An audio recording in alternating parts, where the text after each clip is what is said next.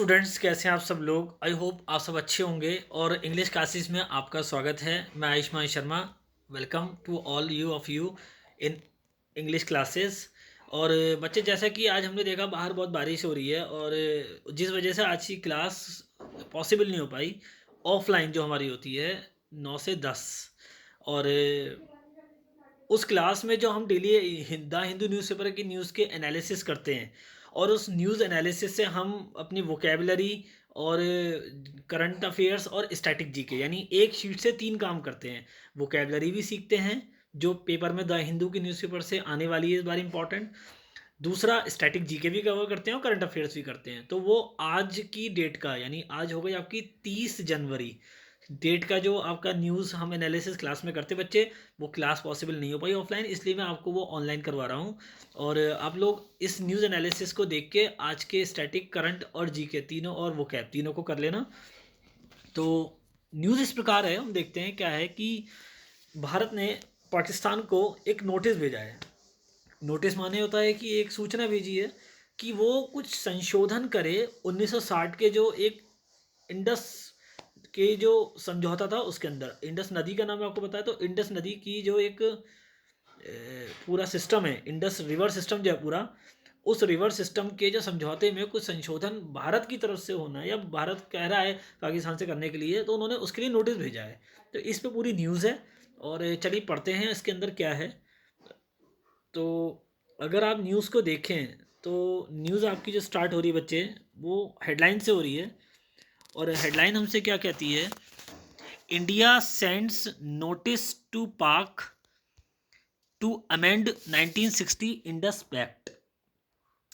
Amend का मतलब होता है संशोधन, लेकिन यहाँ पे टू अमेंड लिखा है, यानी टू प्लस वर्ब की फर्स्ट फॉर्म इन्फिनेटिव। और आपको पता है इन्फिनेटिव किस सेंस को दिखाता है हिंदी में, इसको अगर आप देखें तो के लिए, तो संशोधन के लिए। तो भारत भेज चुका है, या भारत ने भेजे हैं, या भेजा है क्या, नोटिस, एक सूचना भेजी है किसको, टू पाकिस्तान को, संशोधन करने के लिए। किसमें संशोधन? 1960 का जो इंडस रिवर सिस्टम का एक समझौता है। पैक्ट माने होता है समझौता। तो भारत पाकिस्तान को नोटिस भेज चुका है, या भारत ने पाकिस्तान को नोटिस भेजा है संशोधित करने के लिए 1960 के इंडस के समझौते के ऊपर, जो उसमें संशोधन है उसके लिए नोटिस भेजा है। नीचे लिखा है इस्लामाबाद अप्रोचेज। अप्रोच माने होता है वहां तक पहुंचना, वहां तक अपनी प्रवेश करना वहां पे, या पहुंच बनाना। तो इस्लामाबाद कोर्ट ऑफ आर्बिट्रेशन। अब आर्बिट्रेशन किसे कहते हैं? इसको कहते हैं मध्यस्थता करना, समझौता कराना। बिचौलिया जो होता है ना, जैसे वो समझौता कराता है, तो आर्बिट्रेशन मानी भी समझौता कराना होता है। और जो समझौता कराने वाला व्यक्ति होता है बिचौलिया, उसे कहते हैं आर्बिट्रेटर। और समझौता कराने को क्या कहते हैं? आर्बिट्रेशन, है ना। तो इस्लामाबाद ने क्या किया है? इस्लामाबाद ने अपनी पहुंच बनाई है समझौते के कोर्ट तक, कोर्ट ऑफ आर्बिट्रेशन। और आपको पता है कोर्ट ऑफ आर्बिट्रेशन कहाँ पे है? इन दी हैग। ठीक है, ये वेस्ट हैग एक शहर का नाम है जो कहाँ पे पड़ता है? वेस्ट नीदरलैंड्स में, नियर द नॉर्थ सी। मैं आपको बताना चाहूँगा कि ये जो आप देख रहे हैं हैग के बारे में आप जो पढ़ रहे हैं, ये वेस्ट नीदरलैंड में एक सिटी है। ये गवर्नमेंट की साइट, मतलब सरकार के क्षेत्र में आता है। वहाँ के रॉयल रेजिडेंस, यहाँ पे शाही निवास भी है, end of the international court of justice. और यहाँ पे अंतर्राष्ट्रीय कोर्ट भी है न्याय का, यानी इंटरनेशनल कोर्ट ऑफ जस्टिस। तो इस न्यूज़ में स्टैटिक आपका क्या कवर हुआ कि हैग कहाँ पे है? वेस्टर्न नीदरलैंड में। ये साइट ऑफ गवर्नमेंट, सरकार के क्षेत्र है। यहाँ पे शाही निवास भी है और इंटरनेशनल कोर्ट ऑफ जस्टिस भी है। अगर आपसे कोई पूछता है, मान लो एग्जाम में क्वेश्चन आया कि इंटरनेशनल कोर्ट ऑफ जस्टिस कहाँ पे है, तो आप कह दोगे वो हैग में है। और अगर ये पूछा है कि हैग कहाँ पे है, तो वो वेस्टर्न नीदरलैंड में है। ठीक है, तो ये आपका यहाँ से स्टैटिक कवर हुआ। मैंने कहा ना, इस शीट में हम स्टैटिक भी कवर करते हैं, करंट भी, और वोकैब भी करते हैं। देखो साइड में वोकैब्स लिखी हुई हैं। मैंने आपको अमेंड का मीनिंग बताया ना, संशोधन। तो यहाँ पे इन्फिनेटिव टू अमेंड का मतलब है संशोधन करना। तो इस्लामाबाद ने अपनी एक पहुंच बनाई है कोर्ट ऑफ आर्बिट्रेशन तक, जो हैग में है। रेजिंग कंसर्न, रेजिंग माने होता है उठाते हुए, व्यक्त करते हुए, या फिर इस चीज़ को, रेज माने उठाना होता है, तो यहाँ पे कंसर्न माने होता है चिंता, यानी इस बात पे चिंता का विषय उठाते हुए या चिंता व्यक्त करते हुए। तो इस्लामाबाद ने अपनी एक पहुंच बनाई है कोर्ट ऑफ आर्बिट्रेशन तक, जो हैग में है। इस बात को उठाते हुए, इस चिंता को करते हुए, किस चीज़ के ऊपर चिंता करते हुए, over 2 hydro power projects, 2 hydro power projects के ऊपर चिंता व्यक्त करते हुए इस्लामाबाद ने अपनी एक पहुंच को बनाया है कोर्ट ऑफ आर्बिट्रेशन तक, जो हैग में है। और ये जो हाइड्रो पावर प्रोजेक्ट्स हैं, जो मैं मतलब पानी से बिजली बनाने वाले जो आपके हाइड्रो पावर प्रोजेक्ट्स हैं, ये कहाँ पे हैं? जम्मू एंड कश्मीर में है। इंडियन ऑफिशियल्स, ऑफिशियल्स माने अधिकारी होता है, भारतीय अधिकारियों का कहना है, इट गोज, कि ये इन्होंने जो कदम उठाया है against the pre existing channel of dispute resolution, ये पहले से स्थापित, प्री एग्जिस्टिंग का मतलब प्री माने पहले से होता है और एग्जिस्टिंग माने स्थापित, पहले से ही स्थापित जो आपका एक रास्ता है, चैनल माने एक जरिया है, रास्ता है, किस चीज़ का? Of dispute resolution. रेजोल्यूशन माने होता है किसी चीज़ का सुलह करना, समझौता करना, और डिस्प्यूट माने विवाद। तो विवाद को सुलझाने का जो एक चैनल है, एक जो रास्ता है जो पहले से ही स्थापित है, उसके खिलाफ ये कदम है। मतलब ज़रा गौर से समझिए, इंडिया के अधिकारियों का ये कहना है कि पाकिस्तान चाहता तो इस बात को पहले से ही, जो एक कायदा कानून, एक तरीका चला आ रहा है समझौते का, बैठ के उस तरीके से भी इसको हल कर सकता था, लेकिन एकदम इंटरनेशनल कोर्ट ऑफ जस्टिस में चले जाना, ये तो उस दस्तूर के, उस तौर तरीकों के खिलाफ हो गया जो पहले से थे। ठीक है, आगे बढ़ते हैं। न्यूज़ हमसे क्या कहती है? ये द हिंदू न्यूज़पेपर का सोर्स है, ये सोर्स जो है न्यूज़ का, वो द हिंदू न्यूज़पेपर में आपको बताना चाहूँ।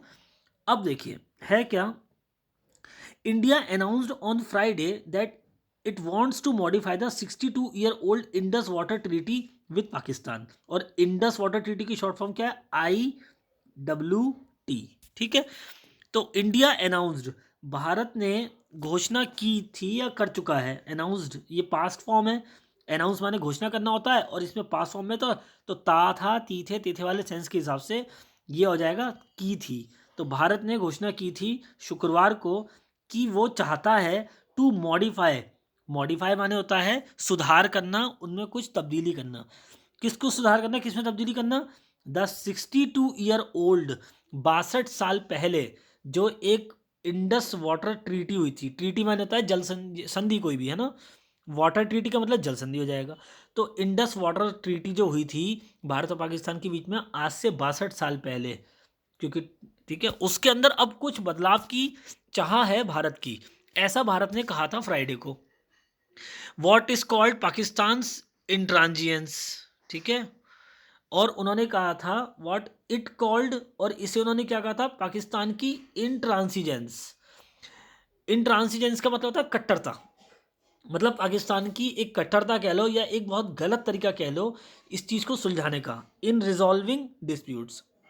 और जो कदम पाकिस्तान ने उठाया है वो काफ़ी गलत है, काफ़ी कट्टर है, कायदे कानून के खिलाफ है, जो एक दस्तूर चला रहा है उसके खिलाफ है। किस चीज़ के लिए? इस सुलझाने में, इन रिजॉल्विंग डिस्प्यूट्स, इन विवादों को सुलझाने में, over the Kishan Ganga and Ratle hydro power projects. कौन कौन से 2 हाइड्रो पावर प्रोजेक्ट्स हैं जो जम्मू कश्मीर में है, जिसके ऊपर विवाद है? पहला कौन सा है? किशन गंगा, एंड दूसरा कौन सा? Ratle hydro power project. तो आप याद रखना कि कौन कौन से हैं, Kishan Ganga and Ratle hydro power project, both in Jammu and Kashmir. ठीक है, तो भारत का कहना है कि पाकिस्तान का ये जो कदम है बहुत काफ़ी कट्टर है, काफ़ी मतलब एक विनम्रता से भी, या एक दस्तूर के नाते, जो पहले से प्री एग्जिस्टिंग एक तरीका चला आ रहा है मैटर को सुलझाने का, सुलह करने का, वो रास्ता ना अपना के एकदम से इंटरनेशनल कोर्ट ऑफ जस्टिस में जाना, ये कोई मतलब सही बात नहीं है। Sorry. India also protested Pakistan unilateral, Bharat ने ऑल्सो का मतलब होता है ये भी किया है, प्रोटेस्टेड माने विरोध किया है, भारत ने इस बात का भी विरोध किया है कि पाकिस्तान की जो यूनिलैटरल, बच्चे यूनिलैटरल का मतलब होता है एक पक्षीय, मतलब केवल अपने पक्ष की बात रख ली, हमारे बारे में उन्होंने ना बात करी, ना उन्होंने सुनी, ना हमसे कोई चर्चा करी, इन सब को छोड़ के एक पक्षीय बात कर दी, है ना। Unilateral decisions to approach a court, तो ये जो यूनिलैटरल डिसीजंस हैं, ये मतलब एक पक्षीय जो उनका फैसला है, डिसीजन माने फैसला होता है, टू अप्रोच माने पहुंच बनाने के लिए, कहाँ पहुंच बनाने के लिए? अ कोर्ट ऑफ आर्बिट्रेशन, आर्बिट्रेशन माने बिचौलिया, समझौता। तो ये जो एक तरीका है, एक पक्षीय फैसला जो उन्होंने ले लिया है, हमसे चर्चा तक नहीं करी कि हमें इस कोर्ट में जाना चाहिए या इससे पहले हम बैठ के बातचीत कर लें, सुलझा लें, अपना फैसला लेके तुरंत एकदम से जो इंटरनेशनल कोर्ट ऑफ आर्बिट्रेशन में चले गए हैं, जो हैग में है, ये तरीका उनका गलत है। इसका भी विरोध किया है भारत ने, ठीक है। और भारत की जो नीति है, जो कट्टर नीति है, इस मसले को सुलझाने की, जो किशन गंगा और रैटल हाइड्रो पावर प्रोजेक्ट की है, जो जम्मू कश्मीर में दोनों प्रोजेक्ट हैं, वो भी उन्होंने गलत बताई है, ठीक है। आगे पढ़ते हैं। Sources said the government had written to Pakistan. सूत्र ये बताते हैं कि सरकार ने लिखित में पाकिस्तान को कहा है। कब कहा था? ऑन 25 जनवरी, 25 जनवरी को, कॉलिंग फॉर मॉडिफिकेशन। उन्होंने इसमें बदलाव में तब्दीली के लिए, इस समझौते में कुछ चेंजेस के लिए कहा है। टू द ट्रीटी, जो इस ट्रीटी में, जो इस संधि में बदलाव होने हैं, उसके बारे में पाकिस्तान को लिखित में भारत ने 25 जनवरी को दिया था। As per article 12 clause 3, article 12 clause number 3 के हिसाब से, जो इस ट्रीटी की होगी आर्टिकल्स, उसके हिसाब से, ऑफ दी IWT। और IWT आपको पता है किसे कहते हैं? Indus water treaty. तो इंडस वाटर ट्रीटी के जो एक जल संधि हुई थी, उसके आर्टिकल 12 के क्लॉज 3 के हिसाब से भारत ने कुछ चेंजेस करने के लिए लिखित में एक पत्र पाकिस्तान को दिया था 25 जनवरी को।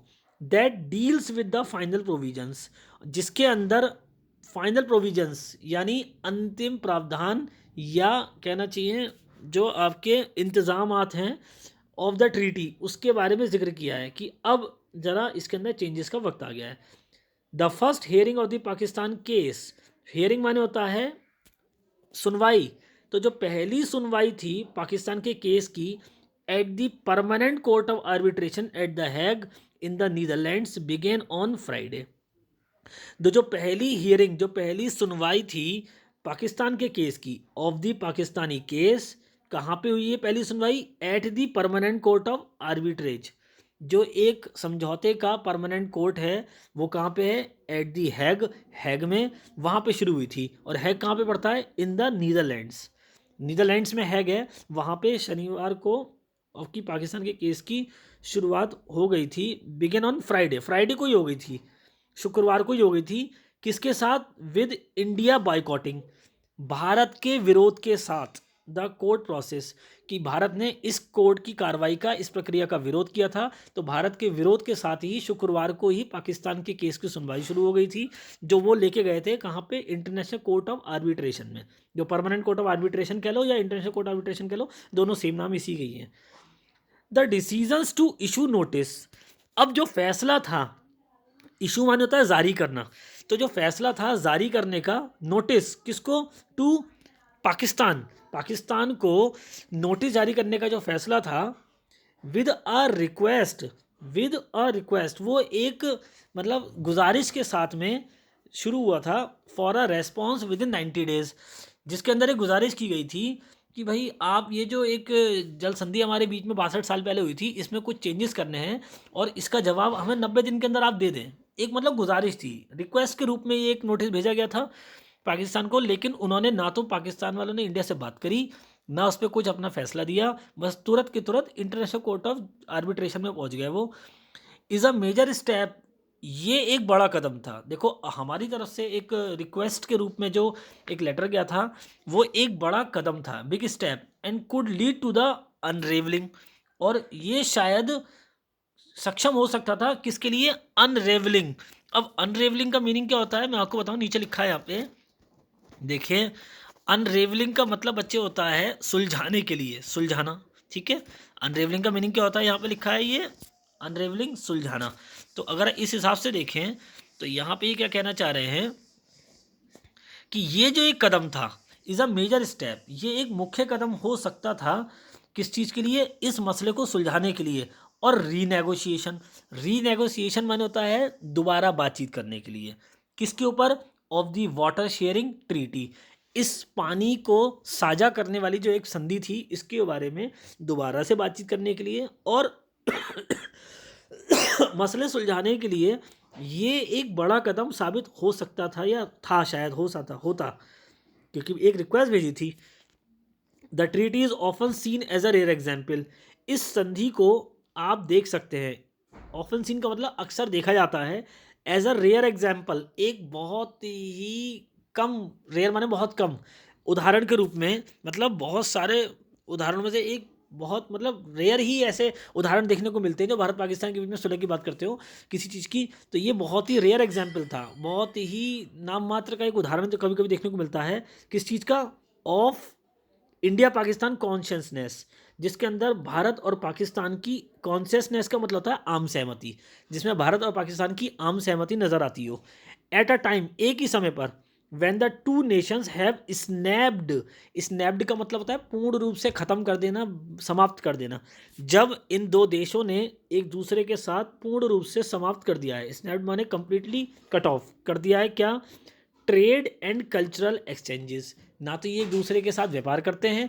और ना ही कोई सांस्कृतिक या राजनीतिक इनके बीच में अदला बदलाव होता है, एक्सचेंजेस होते हैं, एंड मोस्ट बायलैटरल टॉक्स, और ज़्यादा द्विपक्षीय बातें दोनों एक दूसरे के साथ नहीं करते हैं।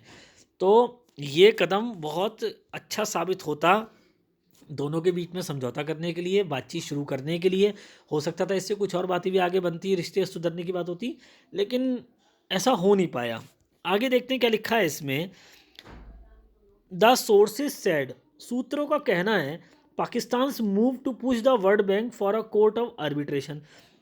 द सोर्सेज सेड मतलब सूत्र कहते हैं कि पाकिस्तान का जो मूव है, मूव माने होता है कदम, to push the World Bank, World Bank को उन्होंने धक्का दिया, पुश करा, for a court of arbitration, कि वो इस मसले को समझौते के कोर्ट में यानी कोर्ट ऑफ आर्बिट्रेशन में लेके जाएं, रैन काउंटर, काउंटर माने क्या होता है, विरोध, मैं आपको बताऊं काउंटर का मीनिंग क्या होता है, देखिए बच्चे, विरोध, और काउंटर क्या है, नाउन है, तो ये एक विरोध, इसने एक विरोध पैदा कर दिया है, किस चीज़ को विरोध पैदा कर दिया है, to the pre existing channel, जो पहले से ही स्थापित एक जरिया है, एक रास्ता है, किस चीज़ का, ऑफ डिस्प्यूट रेजोल्यूशन, मसले सुलझाने का, through a neutral expert appointment, जो किसके ज़रिए होता है, थ्रू का मतलब होता है के माध्यम से, के ज़रिए से, तो ये जो एक पहले से स्थापित तरीका है, ये किसके माध्यम से होता था, एक न्यूट्रल एक्सपर्ट। अब न्यूट्रल का मतलब क्या है, जो ना तो एक पक्ष की बात करे ना दूसरे पक्ष की बात करे, दोनों को सुन के दोनों के बीच में एक समझौता बैठा है, सही और गलत को देख के, किसी के पक्ष को ना लेते हुए सही और गलत का फैसला करे, ऐसे को न्यूट्रल कहते हैं। तो एक न्यूट्रल एक्सपर्ट विशेषज्ञ को गठित किया जाता था वर्ल्ड बैंक की तरफ से, by the World Bank, by का मतलब है के द्वारा, तो वर्ल्ड बैंक के द्वारा किया जाता था, और ये बहुत सही तरीका था, लेकिन फिलहाल अब ये तरीका संभव नहीं हो पाएगा क्योंकि कोर्ट ऑफ आर्बिट्रेशन में ये केस जा चुका है, वर्ल्ड बैंक ने इस केस को वहाँ तक पहुँचा दिया, क्योंकि कहीं ना कहीं पाकिस्तान ने ज़बरदस्ती जोर दिया इस बात पे कि वर्ल्ड बैंक को ये case international court of arbitration में लेके जाना है। आगे पढ़ते हैं क्या लिखा है, Indian official said the parallel processes, भारतीय अधिकारी को कहना था कि पैरेलल प्रोसेसेस, प्रोसेस माने प्रक्रिया होता है, और पैरेलल मतलब होता है इसके समकालीन, इसके जैसा, इसके बराबर में कोई और, अन्य कोई और, तो अन्य कोई और तरीका भी अपनाया जा सकता था, इंस्टेड ऑफ, इंस्टेड ऑफ का मतलब होता है के बजाय, ठीक है, ये प्रेपोजिशनल फ्रेजेस का मतलब है instead of A graded mechanism, graded माने होता है एक नियमबद्ध तरीके से, बिल्कुल सिस्टमेटिक वे से, और मैकेनिज्म माने एक प्रक्रिया, तो इस नियमबद्ध तरीके से कि साहब पहले वर्ल्ड बैंक जाओ, फिर वर्ल्ड बैंक से कोर्ट ऑफ आर्बिट्रेशन जाओ, तो इस प्रोसेस को ना फॉलो करते हुए कोई और तरीका भी अपनाया जा सकता था। हम आपस में बात नहीं कर सकते थे क्या, अपने घर की बातें दो लोग अगर आपस में बैठ के करेंगे तो अच्छा होगा, या किसी तीसरे के पास जाके समझौता करवाएंगे तो अच्छा होगा। अगर आप तीसरे के पास जाओगे तो बात तीसरे तक पहुँचेगी, तीसरे से चौथे पाँचवें सब में फैल जाएगी, बात अंदर रहनी चाहिए, आपस में रहनी चाहिए, तब तक उसकी गरिमा बनी रहती है, ठीक है।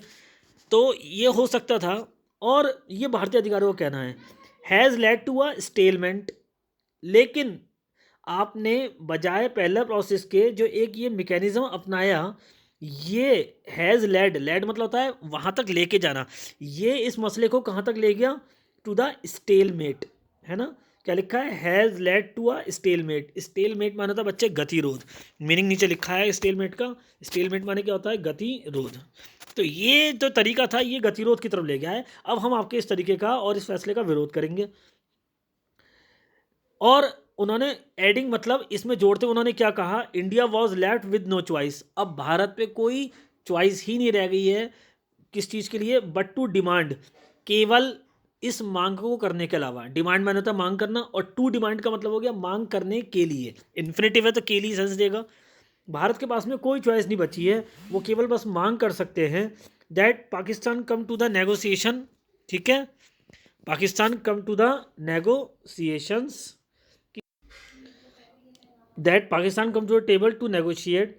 अब केवल भारत केवल इतनी मांग कर सकता है कि पाकिस्तान को टेबल पे, मतलब टेबल का मतलब होता है आमने सामने आना चाहिए, बैठ के बात करनी चाहिए, टू नेगोशिएट अमेंडमेंट्स, ताकि नेगोशिएट किया जा सके। नेगोशिएट का मतलब होता है मोल भाव करना, कुछ ले दे के, मतलब कुछ आपस में बात करके समझौता कर लेना, समझौता कर लेना चाहिए इन अमेंडमेंट्स के बारे में। अमेंड मतलब इन संशोधनों के बारे में, टू द ट्रीटी, जो संशोधन किए जाने हैं किसमें, इस संधि में। Officials decline to comment on what modifications India wanted. Officials decline, decline मैंने होता है नकारना, मना कर देना, अधिकारियों ने मना कर दिया है कुछ भी टिप्पणी करने से, टू कमेंट टिप्पणी कर देने से, on what modifications India wanted, कि भारत किस तरह के बदलाव चाहता है इस ट्रीटी में। मतलब जब भारत से पूछा गया कि आप किस तरह के बदलाव चाहते हो, तो उन्होंने कहा इस बारे में हम आपको कुछ नहीं बता सकते हैं, हमें जो भी बात करनी थी वो बाहर पाकिस्तान के अधिकारियों से या वहाँ के ऑफिशियल्स जो आपके ब्यूरोक्रेट्स होते हैं उनसे करनी थी। अब उनसे ही बात करते हम तो अच्छा था, आपसे क्या करें। तो कोर्ट ऑफ जस्टिस से भी उन्होंने मना कर दिया, और मीडिया से भी उन्होंने कह दिया कि हम आपको नहीं बताएंगे, ठीक है। तो दूसरी पूरी न्यूज़ को एक बार दोबारा से मैं आपको रिवाइज करा देता हूँ। India sends notice to Pakistan, Bharat Pakistan को एक सूचना भेज चुका है संशोधन करने के लिए 1960 की इंडस एक्ट में, इंडस की एक समझौते में। इस्लामाबाद ने अपनी एक पकड़ बनाई, पहुंच बनाई है समझौते के कोर्ट तक जो हैग में है, और इस कदम ने चिंता व्यक्त कर दी है उन 2 हाइड्रो पावर प्रोजेक्ट्स पे जम्मू कश्मीर में है, किशन गंगा है ना हाइड्रो पावर प्रोजेक्ट, एंड दूसरा कौन सा था, Ratle hydro project. India official said it goes against, Bharat का कहना है कि ये जो कदम पाकिस्तान ने लिया है ये एक पहले से स्थापित जरिया जो तरीका था मसले सुलझाने का उसके खिलाफ है, उन्हें ऐसा नहीं करना चाहिए था, ठीक है। India announced on Friday, Bharat ने फ्राइडे को अनाउंस किया था that it wants to modify, कि वो चाहता है कि 62 साल पुराने इस ट्रीटी में कुछ बदलाव किए जाएं जो पाकिस्तान के साथ है, Indus water treaties IWT, citing इस बात का हवाला देते हुए कि पाकिस्तान ने जो कट्टर कदम उठाया है इस मसलों को सुलझाने का, उसने एक सवाल खड़ा कर दिया है किशन गंगा और रैटल हाइड्रो पावर प्रोजेक्ट्स पे, ठीक है, कि पाकिस्तान की जो एक कट्टर नीति चल रही है देश के साथ, जो एक संबंध भारत के साथ ख़त्म हो रहे हैं, इससे कहीं ना कहीं इस पावर प्रोजेक्ट पे भी असर पड़ेगा, तो उन्हें ऐसा नहीं करना चाहिए। दूसरा, ये तो था ही कि नीति गलत चल रही है, रिश्ते नहीं सुधर रहे हैं। दूसरी बात यह है, पाकिस्तान की एक और चीज़ का विरोध किया है, वो ये है कि आपने यूनिलैटरल डिसीजन ले लिया, एक पक्षीय फैसला ले लिया कोर्ट ऑफ आर्बिट्रेशन में जाने का, भारत से ना तो आपने चर्चा करी, ना कुछ जिक्र करा, ना बातचीत करी। सूत्रों के हिसाब से पाकिस्तान को 25 जनवरी को इन सारे सुझावों के लिए, बदलावों के लिए पत्र भेजा गया था, जो एक गुजारिश के रूप में पत्र था। और ये किस नियम के तहत भेजा गया था, आर्टिकल 12 क्लॉज 3 IWT है ना, इंडस वाटर ट्रीटीज़ का जो एक नियम है उसके अनुच्छेद 12 के क्लॉज 3 के हिसाब से, जिसमें कहा गया था कि चलो आखिरी प्रावधानों पे या प्रबंधों पे बात कर लेते हैं इस ट्रीटी के लेके। लेकिन पाकिस्तान ने इधर से अपना कोई जवाब नहीं भेजा, सीधे कहाँ पहुँच गया वो, आपके इंटरनेशनल कोर्ट ऑफ आर्बिट्रेशन में। इसकी पहली मीटिंग जो पहली जो सुनवाई थी वो जनवरी, मतलब 25 जनवरी को ही हो गई थी, फ्राइडे के दिन, ठीक है। इन द 25 जनवरी को ही हो गई थी the Hague in the Netherlands weekend on Friday which India boycotting the court process, जब भारत के विरोध के साथ ही है ना, तो हाँ सॉरी 25 जनवरी को भेजा गया था ये पत्र, और 25 जनवरी मतलब हो गया आपका आई थिंक वेडनेसडे, और फ्राइडे को ये आपकी सुनवाई शुरू हो गई थी। और इस सुनवाई के साथ ही भारत ने इसका विरोध करना शुरू कर दिया था कि ये तो गलत तरीका है, आपने हमें जवाब नहीं भेजा, आप डायरेक्ट वहाँ पहुँच गए, ऐसे नहीं करना चाहिए था आपको। तो ये जो फैसला था, एक संशोधन करने के लिए टीटीओ पाकिस्तान को जो भेजा गया था, वो एक गुजारिश के रूप में था। और ये जो एक कदम था, ये एक अच्छा साबित हो सकता था मसले सुलझाने में और दोबारा बातचीत करने में दोनों देशों के।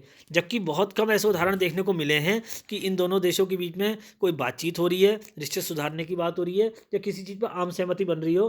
कब से? जब से इन्होंने बिल्कुल कट कर दिया है अपने बीच के व्यापार और सांस्कृतिक अदला बदलाव के ज़रिए को या फिर तरीके को। सूत्रों का ऐसा कहना है कि पाकिस्तान का जो ये कदम है कोर्ट ऑफ आर्बिट्रेशन में जाने का, इसको एक विरोध के रूप में देखा जा रहा है। और ये एक मतलब कहना चाहिए उसके खिलाफ है। रैन एनकाउंटर का मतलब हो गया, रैन काउंटर का मतलब उसके खिलाफ है। किसके खिलाफ है? एक पहले से स्थापित जो एक तरीका है मसले सुलझाने का, जिसमें वर्ल्ड बैंक के द्वारा एक विशेषज्ञ को बैठाया जाता है, एक्सपर्ट को बैठाया जाता है, और वो दोनों पक्ष की बात ना करते हुए बीच का रास्ता निकालता है सही गलत के हिसाब से। लेकिन खैर, अब तो जो होना तो हो गया, अब कुछ नहीं हो सकता। अब भारत के पास केवल एक ही चॉइस बची है कि वो एक डिमांड या एक मांग करता है पाकिस्तान से कि ज़रा बैठ के बातचीत कर ली जाए और इस मसले को सुलझा लिया जाए, वो ज़्यादा सही रहेगा। और अधिकारियों ने किसी और से इस पे बात करने से मना कर दिया है कि क्या मॉडिफिकेशन भारत चाहता है, हम इसके बारे में कुछ नहीं बताएंगे। ठीक है, तो अब आपको इसमें स्टैटिक जीके में क्या मिलता है? सबसे पहले आपको इसको स्टैटिक जीके में क्या मिला कि हैग कौन सा शहर है? ये वेस्ट नीदरलैंड में है। यहाँ पे क्या क्या है? रॉयल रेसिडेंसी और इंटरनेशनल कोर्ट ऑफ जस्टिस। ठीक है, दूसरा आपको मिलता है कि ये इंडस रिवर जो है, देखो बीच में जो ये कॉलम आता है ना, इसमें बहुत इंपॉर्टेंट स्टैटिक जीके मिल जाता है आपको। अब मैं ये भी पढ़ा देता हूँ। फ्लो ऑफ लाइफ, जीवन का प्रवाह, फ्लो माने बहना होता है, तो जीवन की धारा क्या कहती है? The Indus river system is critical to both India and Pakistan. ये इंडस रिवर सिस्टम जो है, ये बहुत ज़्यादा क्रिटिकल है, बहुत ज़्यादा महत्वपूर्ण है। किसके लिए? दोनों के लिए, भारत और पाकिस्तान के लिए। At look at the Indus water treaty of 1960, जो 1960 में हम दोनों देशों के बीच में हुआ था। अब यहाँ जो स्ट्रेटेजी के मिलता है ना, ये इंपॉर्टेंट होता है। देखो आप पढ़ो। The Indus system of river comprises the main river and it's tributaries. Indus river system में आपको मेनली 5 नदियों का मेल मिलता है, जिसके नाम क्या क्या, और उसकी जलधाराएं और उसकी सहायक नदियां मिलती हैं। ट्रिब्यूटरी माने सहायक नदियां हो जाएगा।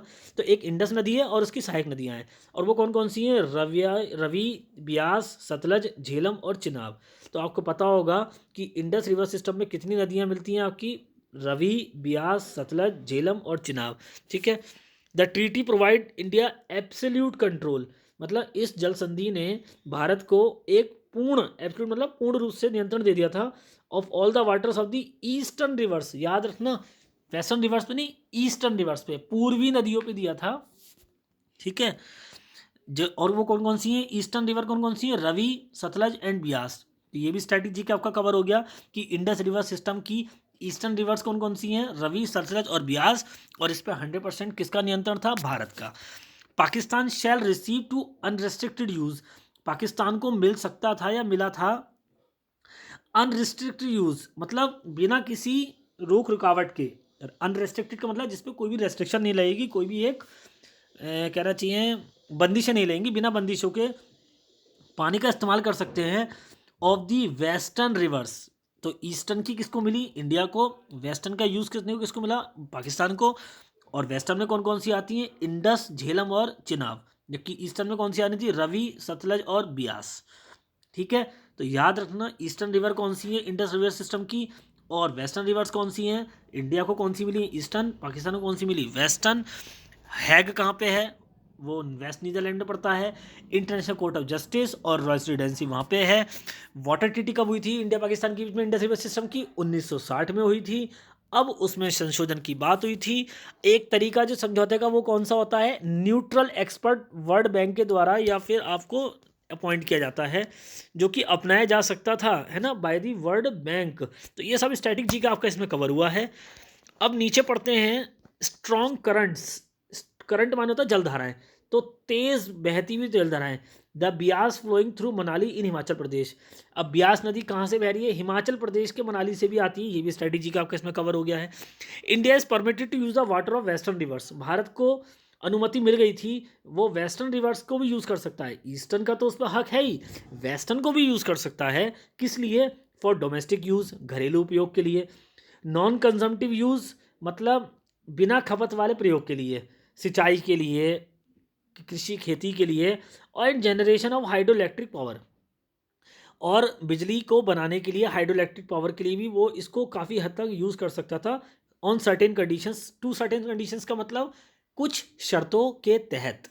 तो भारत को ईस्टर्न और वेस्टर्न दोनों पे मिला था। ईस्टर्न का यूज़ तो वो अपने तरीके से कर सकता था, पूर्णाधिकार था उसका, किसी भी चीज़ के लिए कर सकता था, लेकिन वेस्टर्न का यूज़ केवल कृषि के लिए, हाइड्रो पावर के लिए और नॉन कंजम्पटिव यूज़ के लिए। अब यही तो दिक्कत पैदा हो रही है कि हाइड्रो इलेक्ट्रिक के लिए जो वेस्टर्न वाटर रिवर सिस्टम को यूज़ करना था, अगर दोनों के रिश्ते बिगड़े तो पाकिस्तान का उस पर हक है, वो रोक सकता है, और अगर ऐसा हुआ तो हाइड्रो इलेक्ट्रिक पावर प्रोजेक्ट्स पे इसका असर पड़ेगा। और दो हाइड्रो पावर प्रोजेक्ट्स कौन से हैं, स्टैटिक में ये भी कवर कर लो, Kishan Ganga and Ratle hydro power projects.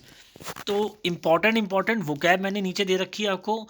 Amend का मतलब पैक्ट का, approaches, arbitration, citing, intransigence, modifications, treaty, provisions, boycotting, response वगैरह वगैरह। स्टैटिक जी के मैंने कवर कर लिया है आपका इसके अंदर। और जितनी भी वोकैब लिखी है उसके ब्रैकेट में मैंने उसकी पार्ट ऑफ स्पीच भी मेंशन कर दी है कि ये नाउन है या एडजेक्टिव है या प्रोनाउन या एडवर्ब है, जो भी है। ठीक है, न्यूज़ आज की आपकी कवर हो गई है, आप इसको देख लेना, वोकैब आप पढ़ लेना, स्टैटिक जी के जो मैंने आपको पढ़ाया है उसे भी आप नोट कर लेना। और आई होप अगर कल क्लास होगी, मौसम ख़राब नहीं हुआ, तो हम इसे क्लास में भी डिस्कस करेंगे। ठीक है बच्चों, ये तो रहा हमारा वो पोर्शन जो हमने कवर कर लिया अपने आज की न्यूज़ एनालिसिस के हिसाब से। बाकी क्लास में हमारा नाउन का चैप्टर चल रहा था और हमने कहा था कि नाउन में ऑब्जेक्ट और प्रेपोजिशन को हम कैसे यूज़ करेंगे नाउन को और कैसे पहचानेंगे। तो मैंने आपको कुछ पॉइंट्स बताए थे उसमें। वो पहला पॉइंट क्या कहता था कि प्रेपोजिशन का जो ऑब्जेक्ट है वो हमेशा प्रेपोजिशन के बाद में आएगा, ऑब्जेक्टिव केस में आएगा। दूसरा मैंने आपसे क्या कहा था कि जो प्रेपोजिशन का ऑब्जेक्ट और प्रेपोजिशन दोनों को मिलाया जाए तो प्रेपोजिशनल फ्रेज बन जाती है। प्रेपोजिशनल फ्रेजेस कभी भी सब्जेक्ट नहीं बन सकती मेन वर्ब का, और कभी ऑब्जेक्ट नहीं बन सकती हैं। मेन वर्ब का ऑब्जेक्ट मेन वर्ब के बाद में आएगा, लेकिन अगर मेन वर्ब के और एक नाउन के बीच में प्रेपोजिशन आ चुकी है तो वो प्रेपोजिशन का ऑब्जेक्ट बन जाएगा नाउन, ना कि मेन वर्ब का। ठीक है ना, यानी मेन वर्ब का ऑब्जेक्ट और मेन वर्ब के बीच में कभी प्रेपोजिशन नहीं आनी चाहिए।